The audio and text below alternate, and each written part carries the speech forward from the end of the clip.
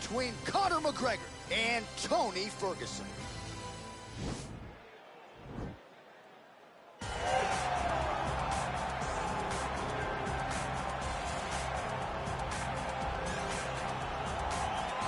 All right, so here he is, the former UFC interim lightweight champion, Tony Ferguson. And here's a guy who a lot of these fellow lightweights believe represents the toughest matchup for them. Just hard to know what's coming. Truly a five-tool player, and he will look to put all those skills to good use yet again here tonight. I mean, you point to the Josh Thompson fight, the beautiful elbow that he landed to split him open, and it shows you the diversity of Tony Ferguson. And you have to remember, he was a national champion at Grand Valley State University. Right. So if he needs to, he can be a guy that has the ability to take you down and just brutalize you on the ground. Not only brutalize you, but he has a great ability to submit his opponents, as he showed when he won the title fight in Kevin Lee. And he is most happy when he's in a fight, right? Certainly a guy who loves to train, as is well documented. Just the way he attacked the knee injury rehabilitation just shows you his true colors. And I know I speak for the MMA fans around the world, very happy to see El Cucuy back in the octagon here tonight.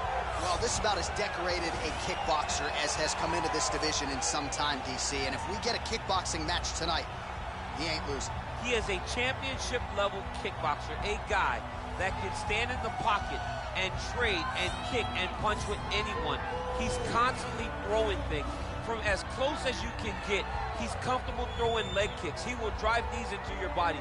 But it's the aggressiveness and the ability and willingness to stand in the pocket and trade that makes him truly, truly special. I think that is what separates kickboxers, the high level, from everyone else. He understands distance as well as any striker in this division. Of course, that is a byproduct of a lifetime of repetitions in the kickboxing space.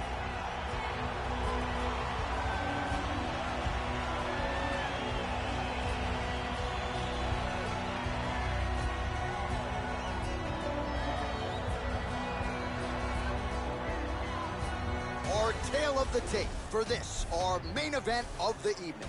McGregor is 32, Ferguson is 36. He is 2 inches taller. He will have a 2-inch reach advantage. All right, now for the introductions, we go to Bruce Buffer. Ladies and gentlemen, this is the main event of the evening. And when the action begins, our referee in charge of the octagon, Yves Lavigne. And now, this is the moment UFC fans around the world have been waiting for. Live from the MGM Grand Garden Arena in Las Vegas, it's time! 5 rounds for the undisputed UFC Lightweight Championship of the World. Introducing first, fighting out of the blue corner. This man is a freestyle fighter, holding a professional record of 26 wins, 4 losses. He stands 5 feet 11 inches tall, weighing in at 155 pounds. Fighting out of Orange County, California, presenting the challenger, Tony El Cucuy Ferguson. And now, introducing the champion, fighting out of the red corner. This man is a kickboxer, holding a professional record of 22 wins, 4 losses. He stands 5 feet 9 inches tall, weighing in at 155 pounds. Fighting out of Dublin, Ireland, presenting the reigning, defending, undisputed UFC lightweight champion of the world, the notorious Conor McGregor!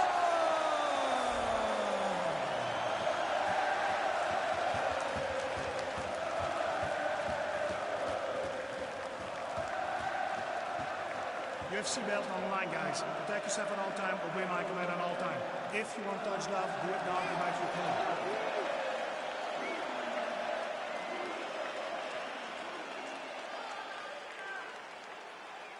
Ready?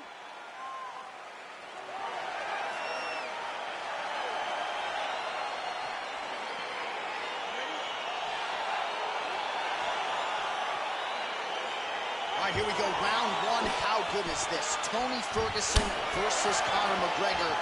I know you're glad you don't have to fight Tony, but what is the biggest challenge for Conor going in there tonight? I mean, it's the length, it's the diversity, and it's the freeness of Tony Ferguson. Champion versus champion. These two have been destined to be locked in the octagon for a long time. Tonight, it finally happened. Look at how he turns his hip over when he throws that kick. Whiffs on the straight right hand. Oh, that strike is blocked. Straight counter, is it? All right, going for the early takedown, and he gets it. So no surprise he wanted to get this fight to the ground, and that is certainly a good sign for him moving forward in this fight. He felt as if he had a massive advantage in the grappling and the wrestling. He was able to secure that takedown very early in the first round. Nice punch by Ferguson. Real quick leg kick. Oh, that's a nice straight punch there. Threw the punch, got to the target. Mixes it up nicely in terms of staying heavy and also staying active. Right hand upstairs. Ferguson not having it, stays upright. And they separate. So just over 20 total strikes. Have found the mark for Conor McGregor. Oh, and he connects with a punch there, DC. You like this guy. I like this guy a ton. And to watch him punch like this puts a smile on my face. He's throwing bombs. Every time they come into contact, he is throwing bombs. Very tricky when he throws that body kick. Ooh, head kick lands and he's hurt. Hook to the head there by McGregor.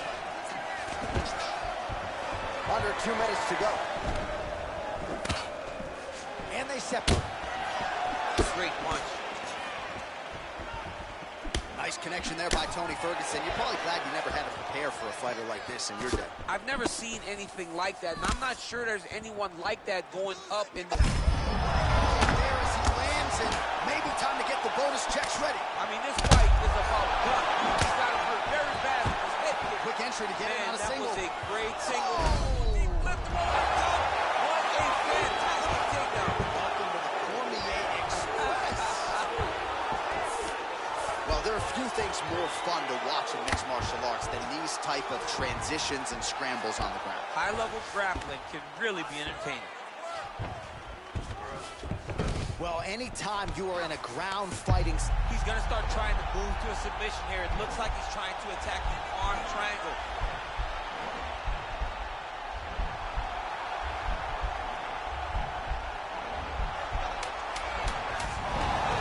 Nicely done. Horn sounds for the end of round one. All right, now we take a look back at some of the highlights. He has had his kicking game going early and often tonight. I mean, on point, right? He knew that this was going to be a way for him to take control of this fight. He's used those kicks to really put him out ahead, and I'm not sure if his opponent has the ability to adjust and stop him from landing these over and over. All right, calm down. You've been hit with bigger shots than that, all right? All right, next round is underway, DC. We talked about his powerful kicks, how he attacks all sides of the body, the head, the legs. Pretty good start for him. That was so impressive to see. Someone fight almost predominantly with their legs and have that level of success. That one slipped in.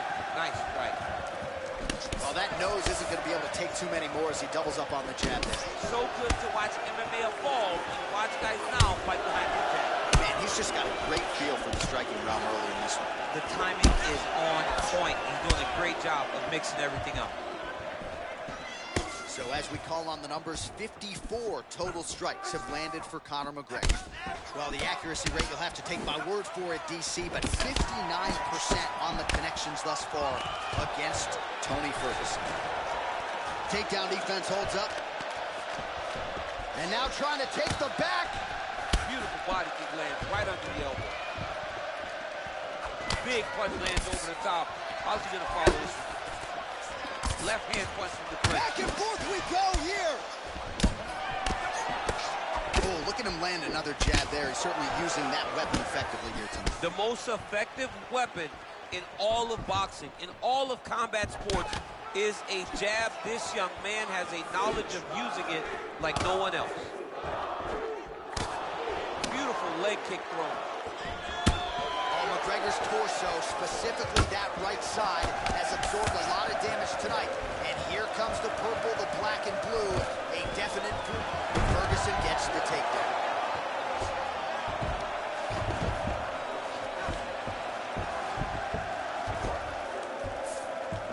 A lot of top pressure being applied here.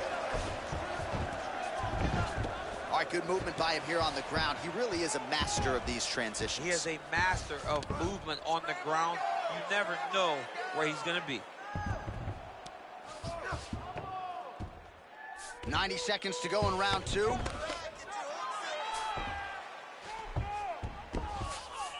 right, so inside the open guard of his opponent. You got to be careful playing around for too long here on the ground with this guy. All right, bottom fighter here, maybe looking to hip escape, DC. Well, you see all the grappling repetitions here. Just beautiful movement, seamless transitions on the ground. Over and over, these guys are doing things that you see in every jiu-jitsu gym around the country.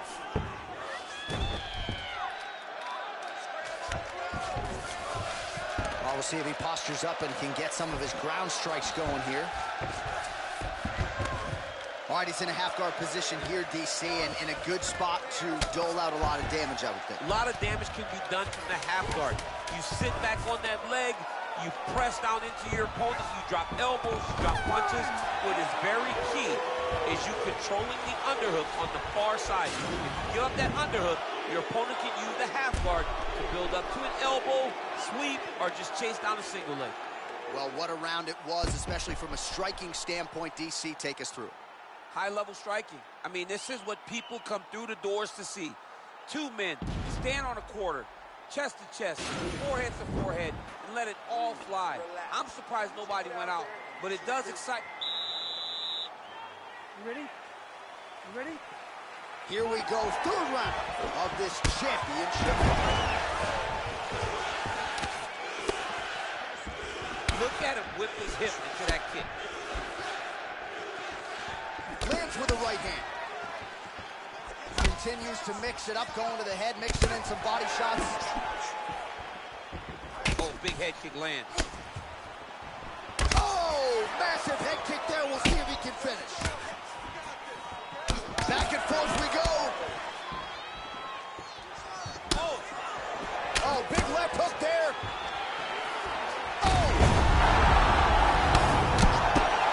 Some excellent ground and pound strikes here, DC. There's an efficiency with which he operates in these situations. He knows exactly when to throw, exactly when to hold, and it's allowing him to really control the grappling aspect of the fight. There's a song there, right? Know when to hold him, know when to fold him. Yep, absolutely.